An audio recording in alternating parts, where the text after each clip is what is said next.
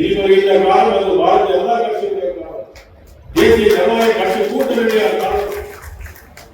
இன்னைக்கு அண்ணன் ஓபிஎஸ் அவர்கள், அமித்ஷா அவர்கள் எடுக்கின்ற முடிவு என்பது சாதாரண முடிவு அல்ல, மிகப்பெரிய அரசியல் மாற்றங்கள் வரப்போகிறது. இன்னும் ஒரு மாத காலங்களுக்கு அமித்ஷா அவர்கள் மீண்டும் தமிழகத்தில் வருவார்கள். அப்பொழுது என்ன மாற்றம் நடைபெறப் போகிறது என்று நீங்கள் அதை தெரிந்து கொள்ளலாம்.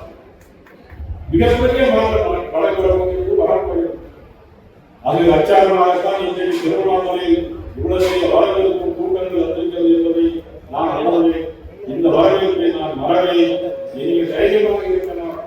வருகின்ற காலத்தில் நிச்சயமாக ஆட்சி மாற்றத்தில் பாரதிய ஜனதா கட்சி முக்கிய பங்கேற்கிறது. ஏற்கனவே 4 பேர் இருக்கிறார். இது எத்தனை பேர் என்று சொன்னால் அதிகப்படியான சட்டமன்றம் இருக்கிறார்கள். அண்ணா திராவிட முன்னேற்ற கழகத்தோடு சேர்ந்து அதிகப்படியான சட்டமன்றத்தில் சட்டமன்றத்தில் நுழைவார்கள். ஆட்சி மாற்றம் வரும்.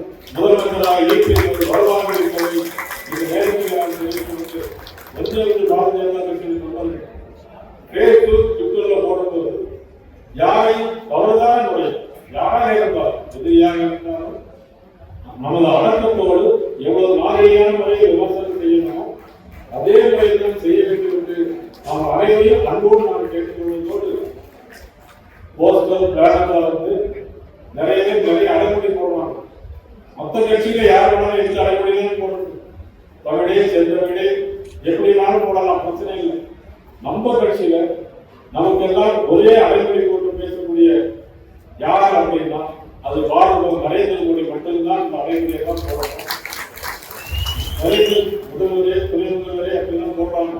நான் நினைக்கிறேன் மாநில தலைவர் பதிவெடுத்து நாவல் என்னுடைய பதவியை நீங்க காப்பாற்றணும். தயவு செய்து எல்லோரும் நம்முடைய அன்புக்கு நிறைய பேர் முன்னாலே எனக்கு தெரியும். திருவண்ணாமலை மாவட்டத்தை பொறுத்தவரையில் நான் அதிமுக இருந்தவரையும் சரி நிறைய பேர் எனக்கு பழக்கம் இருக்கிறது. இங்கு உள்ள தொழிலாளர்கள் எல்லோருமே என்னுடைய ஊரை சேர்ந்தவர்கள். அது எல்லாம் இந்த அப்புறம் ஓட்டாங்க, ஆகாமி ஓட்டாங்க, அசாமி ஓட்டாங்க, விமானியாக இருந்தாலும் எல்லாமே திருநெல்வேலியில் என்னுடைய சொந்தக்காரன் போன்றவர்கள் உறவுக்காரன் எல்லா ஓட்டங்களுமே நம்ம நிறைய விவசாயம் தான் தெரியும்.